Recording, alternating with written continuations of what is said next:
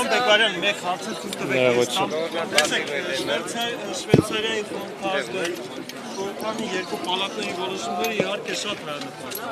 բայց միևնույն ժամանակ մենք տեսնում ենք որ օրինակ ադրբեջանական իշխանությունները փորձում են դա հակակշռել այսպիսի հայտարարություններով որ օրինակ արևմտյան Ադրբեջանի ժողովուրդն էլ ադրբեջանցիներն էլ իրավունք ունեն վերադառնալ Երևան, այսպես ասած մյուս տեղերը որտեղից դուրս են եկել, ասում են այո, մենք համաձայն ենք դրա հետ, բայց պետք է ամեն ինչը հավասարություն այսրան մենք ինչպես պետք է Դրան իհարկե առաջին հերթին պետք է Հայաստանի Հանրապետության պետական մարմինները պատասխանեն, ցավոք սրտի իրենք չեն պատասխանում, որ ընդհանրապես անհամեմատելի իրավիճակներ են եւ անհամեմատելի իրավունքներ են։ Նայեք, տարբեր փաստարկներ կան։ Նախ Արցախի ժողովուրդը բռնի տեղահանվել է։ Ներողություն, չէ, եկեք ես ձեզ այդ բանավեճի մեջ չեմ մտնում։ Ադրբեջանցիները խորհրդային տարիներին գլխավորապես իրենց կամքով տեղափոխվել են Ադրբեջան։ Այսինքն բռնի տեղահանում Հայաստանի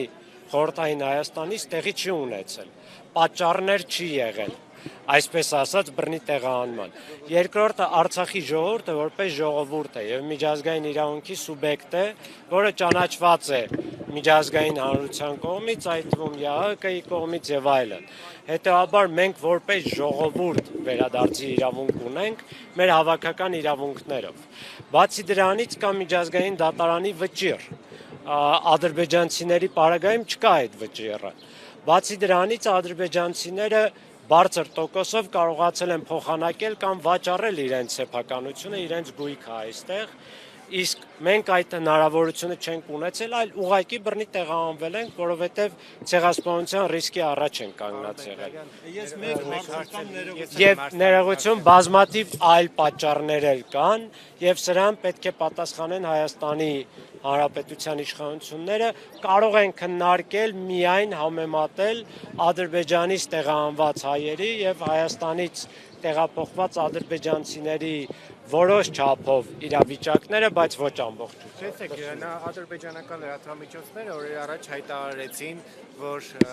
ծագումով երկու հայեր ցուցմունք են տվել Ռուբեն Վարդանյանի դեմ։ Դուք ճանաչել եք այդ մարդկանց, ձեզ նրանք ինչու մնացին այնուամենայնիվ Արցախում, երբ որ բռնի տեղահանում տեղի ունեցավ։ Անձամբ չեմ ճանաչել, հեռակա գիտեմ, տարբեր ընկերների, բարեկամների, գործընկերների միջոցով իրականում չեմ կարող ասել ինչու մնացին, ես իրոք չեմ ուզում մարդկանց որևէ ձևով դատապարտել, բայց նախ իրենք այն անձինք չեն, որ բարձր կամքի տեր լինեն եւ ազդեցության տակ չընկնեն եւ բարձր հավանականությամբ կամ բռնի ձևով որևէ ձևով հարկադրել են ադրբեջանցիները, որպեսզի իրենք կեղծ մեղադրանք ու զրպարտություն ներկայացնեն Ռուբեն Վարդանյանի դեմ, կամ ինչ որ ձևով խրախուսել են, դա կլինի ֆինանսական կամ ինչ որ այդ մարդիկ ալկոհոլի հանդեպ սեր ունեցել են։ Առնվազն մեկի մասով տեղյակ եմ, որ ալկոհոլիկ է, երկրորդի մասով կդժվարանամ ասեմ, եւ հոգեկան կայունության խնդիրներ էլ ունեն։ Սա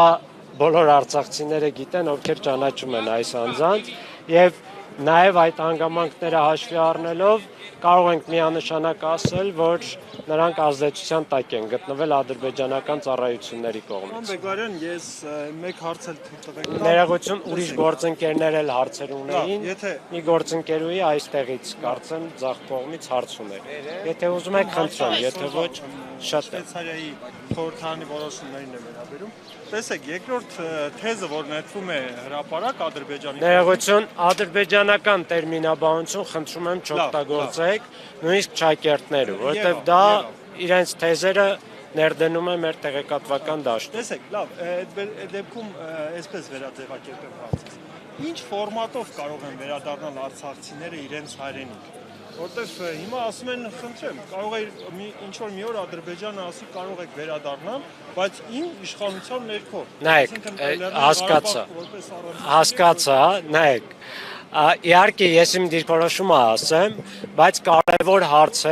որը պետք է քննարկվի միջազգային մեխանիզմով։ Միգուցե նույնիսկ դատարանով այդ հարցը պետք է վճռվի, բայց առաջին հերթին պետք է տեղի ունենա բանակցություններ, որպեսզի հասկանանք ինչ պայմաններ կան,